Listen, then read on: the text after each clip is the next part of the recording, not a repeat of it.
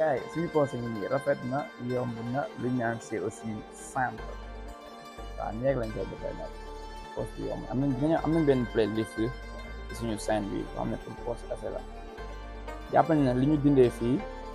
moom la ñu def fii poste bi yow yaay xool à peu près kii mën na nekk am na ñuy def 12/14 am ñuy def 10/12 en tout cas ñu bëri d'accord nañ ne poste bi fii bu nekkee 10 fii nga war a yokk 2 centimètres muy 12 fii bu nekkee 12 nga yokk 2 centimètres muy 14 loolu moom ça dépend de toi yaay xool ci choix bi